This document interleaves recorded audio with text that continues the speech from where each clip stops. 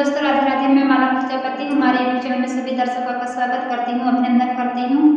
आज मैं एक बहुत ही प्यारा सा गीत लेकर आई हूँ, ललना गीत है। अगर आप सभी को अच्छा लगे तो प्लीज लाइक करना, कमेंट करना और मेरे चैनल को सब्सक्राइब करना। बाबा के आंगन